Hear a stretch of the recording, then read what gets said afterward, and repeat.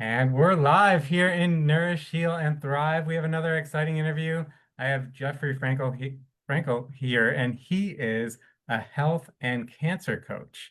And so I'm excited to learn more about Jeffrey and all the things that he's doing. But first, Jeffrey, thank you for doing this and thanks for being here. You're very welcome, and thank you for having me. Yeah, this is exciting. So let's just get started, and you can tell everybody a little bit about who you are, where you're from, and what you do. Absolutely. So, uh, my career up until the beginning part of this year uh, was one where I was working with nonprofits. I was doing development efforts, I was doing executive management, operations, logistics for a nonprofit. A job in nonprofit is taking the organization to its mission, seeing that mission out. 2020 happened, COVID happened, and I was working at that point for a charity that basically does the pre-care, aftercare on the San Diego Unified School campuses here where I live. And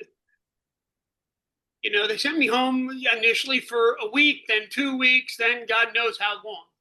It was really at home, but unfortunately, with the Payment Protection Act that was passed, we got funding. So it secured my job for a couple of months. But even by June or July of 20, I didn't have a knowledge of when I could go back. If the kids weren't going back to school, they did not need that pre-care, aftercare, or really they did need that pre-care, aftercare, but they needed what's in the middle as well. So I really got nervous, and I really started taking an inward look at myself. I started working the Tony Robbins Mastery University, and I met with a cadre of people here in Southern California. 14 of us went through the Mastery University together. And in the end, I started realizing that while I was off and I had time not only to take care of me mentally and emotionally, but take care of me physically. I have a history of cancer. In 1994, I had testicular cancer metastasized to my lung. So I'll get back to that in a moment. So I started saying, what can I do that would pass the day? Because we were stuck in our homes. And I went on a health program. I went on a hiking, walking kick. And I dropped about 70 pounds. And then I started coaching because my wife says, you got all this energy, you got all this great outcomes from what it is you're doing. How can I get that energy and those outcomes as well? So she was my first coaching client, and then people just started coming afterward on the weight loss journey. And why I tie it into cancer is because in 1994, I probably tipped the scales at about 265 pounds.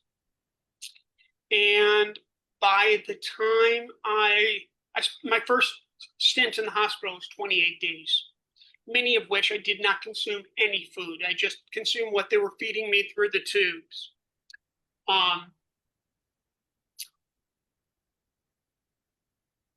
I thinned down at that time the unhealthy way. Nobody should thin down because of chemotherapy, because of cancers, etc. So going back to the 2020 weight loss journey, we lost a dear relative, and I went to a funeral when I was probably my thinnest. I got down all the way to like 155 pounds. And I walked in there and I gave my Aunt Dorothy a hug. And she hugged me a little tighter. And she looked at me and she said, Jeffrey, are you okay?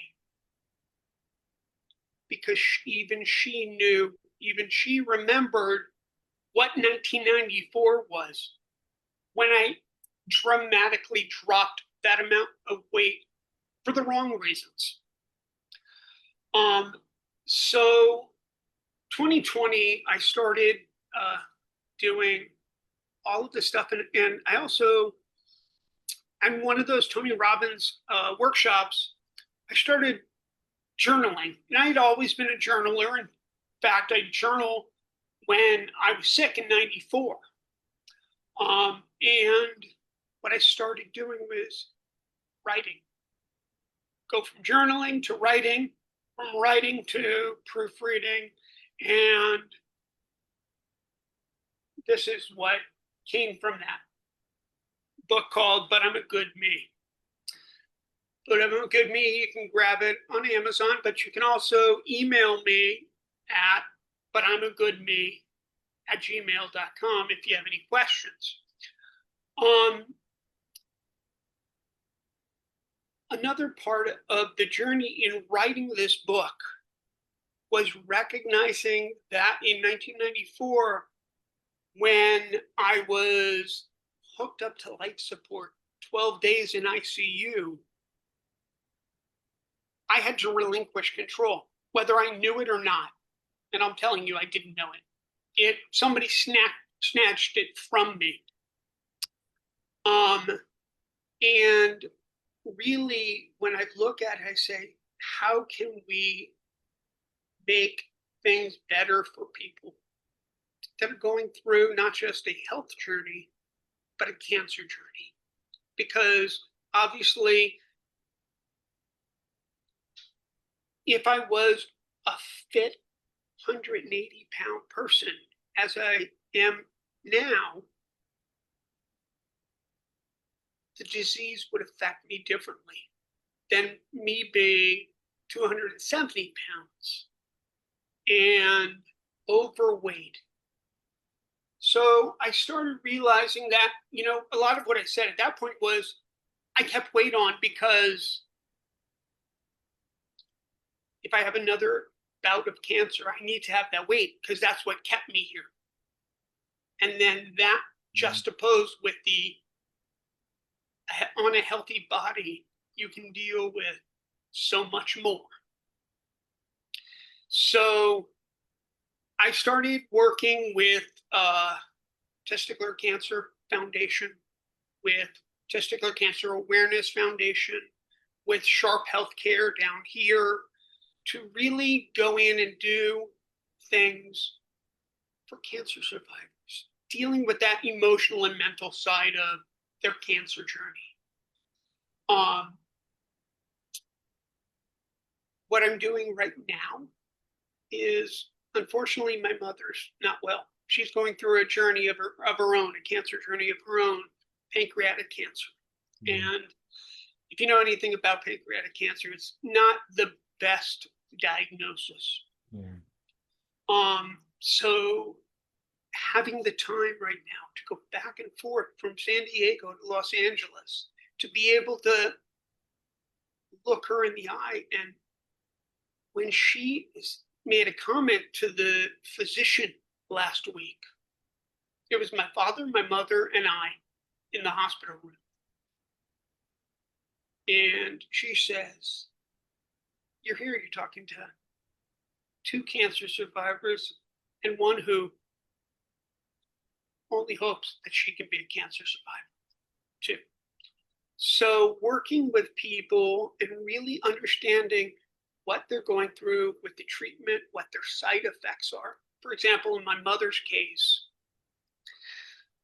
she went through the first couple of rounds of chemotherapy, and she called me. She said, I have canker sores. I got mouth sores. And they're going to give me this magic mouthwash, and it's supposed to lidocaine and coat the insides of your mouth, calm the pain. And for me, I had nausea, I had diarrhea, I had vomiting, I had a bald head, so I'm sitting here saying, you got canker sores in your mouth, you're doing okay. but that's her experience. And we have to understand that each and every experience is different. So we can share what it is we did, how we cared for ourselves when we needed that care. And that's really what I'm trying to do, both with my mother as well as with the small handful of clients that I currently have.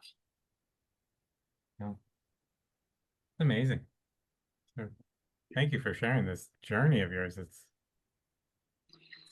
quite a ride. Yeah, no, it's definitely a ride. And that's, I think, why I titled the book, But I'm a Good Me. You know, it's like I looked in the mirror and I said, I've done everything I could. I was 22 when I had my cancer journey, Wow. 1994. Thank God, knock on wood, I have been cancer free since there. I just got tested, though, last week with my tumor markers because just because you're 30 years out doesn't mean you don't get to those anniversaries and those dates and a trigger go off in your head, understanding who I am, what I've been through, and what I hope to be here for the future. You know, so I'm working with some weight loss clients. I'm working with some cancer clients. Tomorrow, I get the joy of going up to the mountains to Lake Arrowhead with my Testicular Cancer Foundation brothers. They do a meetup up in Arrowhead each summer. You know, and that's one of those things. When somebody that has gone through this journey sits amongst 14, 18, 20 other people who are going through not the same journey, but a parallel journey, how they deal with it.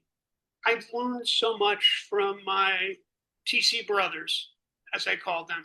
You know, this is the second year in a row I'm going up to Arrowhead, and in between I went to the summit.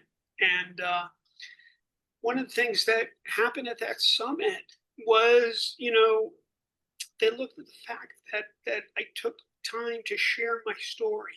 And the story in But I'm a Good Me is not just part of it is taken from the journals that I wrote in 1994. And part of it's taken from 2020, 2021. As a middle-aged man, having dealt with all of this, I've since learned that chemotherapy took my opportunities to have natural-born kids. I have two beautiful children that came my way by way of adoption. So that's one of those areas that I can talk about, how cancer can keep you from things that you want to do down the line, but there are other ways. Yeah. If you want to be a dad, as I did, you can do it. And there are ways to get coached through that so that it can be a positive experience for all. Wow. Oh, that's powerful. That's great. That's really amazing. I was curious, when you were telling your story, you mentioned that your aunt gave you that big hug and then that extra squeeze and said, "Is everything okay?" And I'm wondering what your response was. Um, I grasped her equally as hard because it was her husband, unfortunately, who had passed. Mhm. And I said, Dottie, I love you. I loved your husband. And just know that the look and physical attributes I have now are because I want it, not because that big C word, that cancer wants it. When you're in treatment and you don't know what you can hold down and you don't know, is it going to come out the backside or is it going to come up and out? You just never know. And you know, I said to her, this time I'm doing it for the right reasons. And Beautiful. once again, grasped her, hugged her, and thanked her for recognizing and seeing that, and more importantly, questioning that. Yeah. Wow. Wow. Good stuff. Yeah, no, I mean it's a journey. It's a 30-year journey since my bout of cancer. But as recently as this morning, I got a call from a hospital from a patient who had a procedure yesterday, and I'm working with them on a regular basis. You know, there is so much that once you get it, you got it. And that's one of those things that as much as, and I'll share a brief story of one of my university professors. So my illness in '94, and I'll describe a little bit more of the onset and things that happened. So I collapsed in my parents' house. I was coming home. I wanted to go see a rock concert that Saturday night, and I was waiting while my parents took my brothers to religious school on Sunday morning, and I knew they'd be back about 12:30, about 11-ish, somewhere around there. I started getting a little lightheaded, and I slept in my parents. I would sleep on the hide-a bed, the couch bed. So I said, okay, I'm going to go up to mom and dad's room and see if I can lay down for a moment or two. And as I approached their bed, my legs gave out and I collapsed to the floor. That collapse, that moment, I suffered a stroke. So not only did I have a cancer diagnosis that was soon to come later that day, I had a stroke that really affected my body and gave me hemiparalysis, where I was unable to use the right side of my body, my right extremities. Obviously, I'm shaking with the right, waving with the right hand. I've gotten some of it back. But even 30 years later, there are certain things like my foot doesn't flexate when I walk. And I have to consciously make adaptations to the steps that I'm taking so that I don't take a tumble. It's not unusual for me to trip up on my own feet, for lack of a better way to say it. When I get fatigued, you may notice my right shoulder coming up, compensating so I can reach out and shake your hand. There are certain aspects that never change. Once you were diagnosed, once you had whatever that diagnosis brings to your life is forever changed. And what I noticed, because I had 12 days in ICU hooked up to life support, because there were points that I had 1% chance of making it to the next day, waking up that next day. 31 years later, I'm still here. I've woken up every morning for 31 years. And every morning, I just look up and I say, thank you.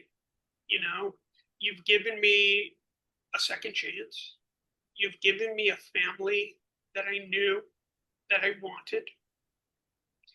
You know, and I made a choice. I wanted a healthy child. I didn't care where they came from, what they looked like. I needed to know one thing, that they needed parents to care for them. And I have two beautiful children. They're now 23 and 21. And they don't look anything like me. Not because they're not of my genes, but I made a choice. There was in 2001, when Isaiah was born, I got a call. There were no African Americans registered to adopt in the state of North Carolina, and there were no Caucasians willing to, as the attorney said, willing to accept the burden of raising a Black child. And that to me just pulled my heart out. And obviously, for the last 23 years, he's been my son. And I don't look at him any different, you know. And then when my daughter came along, you say, okay, so you have an interracial family. My daughter came along again. We had to go through the route of adoption. And I said at that point, number one, I didn't know how much money I had or what resources I had to continue adopting children endlessly. But in Sophia's adoption, we said we wanted a girl because we had a boy. And we wanted that girl to either be Black or biracial with a Black mix. And Sophia is biracial, white mother, Black father. Isaiah is completely African American, full blooded. And they've given me such joy over these last 20 plus years. Yeah, they've given me heartache. Yeah, they've given me stress. And you know what they call that? Normal. Yeah. That's what kids do. You and I did that to our parents. Absolutely. And to when I think the story that I share about Isaiah, when we adopted them, we were living in Phoenix, Arizona, and maybe he was 1 or 2, and I went to the back seat and pulled him out of the car seat, and I put him in the seat in the shopping cart. And I proceeded to walk in like anybody would walk into the store. And this older gentleman looked and said,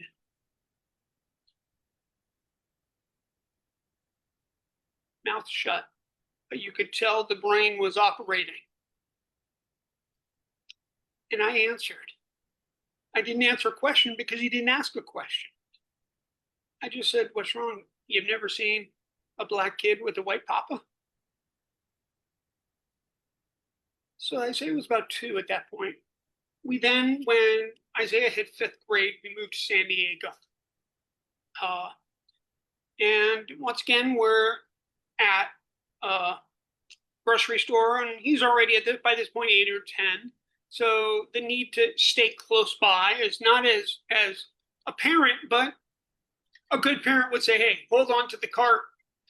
Is that actually what I think I said? Hold on to the cart, stay by me. And we're walking, and he felt those glares out of the mouths of babes. 8, 10 years old, he says, what's wrong? You've never seen a Black kid with a white papa? I never knew how much that statement, that affirmation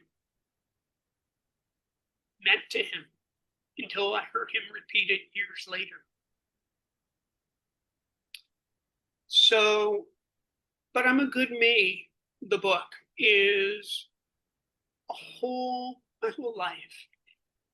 I wrote it as I was approaching 50, now 53. And it was talking about situations that I grew up with. I had a unique life. I was born to an upper middle class family. My father worked for a nationwide retail outfit. But at 32, he left that outfit to do his own things. And doing those own things didn't always bring in the same resources that working for somebody else did. Yeah. But he was doing what he wanted.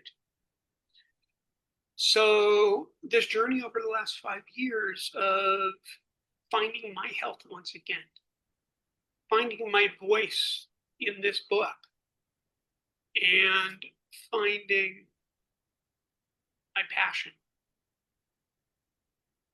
has been such an enjoyable one.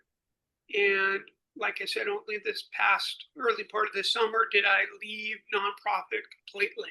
I'm not saying I'm not going to go back to it at some point, but I want to give this journey that I started back in 1994 and I continued in 2020. I want to see where it goes in 2025. I want to help people. I want to help them reach their goals, whether they're to lose weight, to manage health concerns like diabetes, or to deal with emotionality of a diagnosis. Okay. So that's where I'm at right now. Amazing. Thank you so much for sharing all that and being vulnerable with us. And wow, it is an amazing journey. And how can people get your book or contact you? What I'll do is I'll put a link to the Amazon. But if you just write my last name, Frankel, but I'm a good me on Amazon, it'll point you there. It's just shy of $20. It's not a expensive book and it's not a hard read. But I'll tell you, I think it's interesting, and everybody I've shared it with comes back because there are questions that it raises in them. Some piece of the journey parallels something they're going through. Mm. We're all here on this earth to help people, to make it a better world. So if I can help one cancer patient realize their side effects from chemo aren't bad. My side effects, I couldn't have natural born kids. Chemotherapy kills all cells, even sperm cells. And the fact that but I'm a good me is out there. The fact that I have but I'm a good me at gmail.com. Anybody can feel free to hit me up on that for questions, concerns, or just conversation. But Derek, I want to say thank you for reaching out to me and giving me a venue to share. This is really what I enjoy doing. It's my passion. And, when I jump off the phone with you, off the Zoom with you in a few minutes, I got to go back and start packing because tomorrow I'm going to be sitting with those 18 or 20 TC brothers, and when you're sitting in a room, people get it. Doors open, lights go on, and you start having some realizations. And I think the biggest realization, yes, it's towards the end of the book, but one of the biggest realizations is I went into the hospital and the first 12 days, I don't remember. I was hooked up to life support. I was in ICU. And in the end, what that experience taught me was whether in actuality or in my mind, I'd given up control. Thank God I gave up control to the people, to my loved ones, to medical science when I did. Because one of the things I want to share as we come to a close is in 1994, there was a new drug on the market called cisplatin, platinum-based chemotherapy.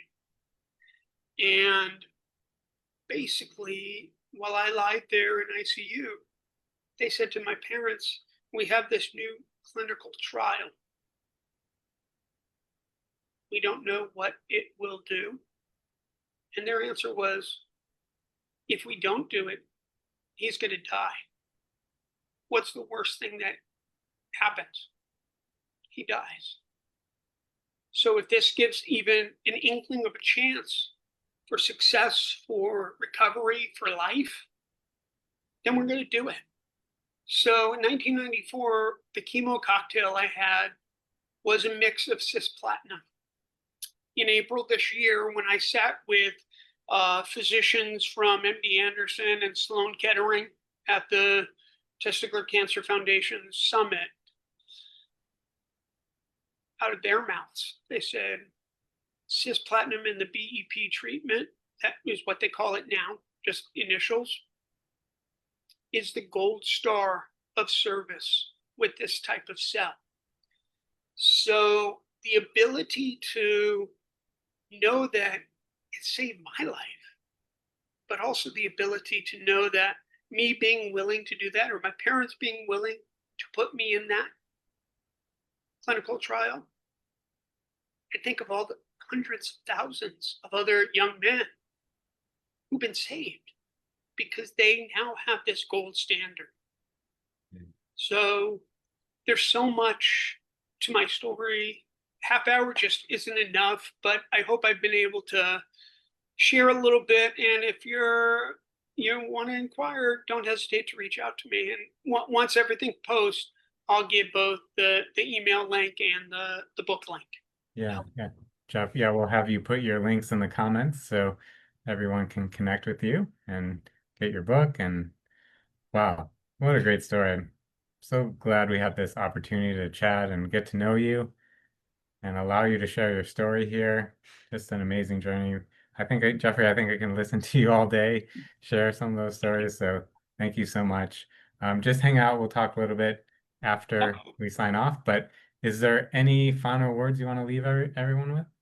I think the only thing that I would say is 2020 had me really examining mindset and what you think of when you're told you have, whether that's you are obese or you are being diagnosed with cancer or you have diabetes or many of these other major medical ailments.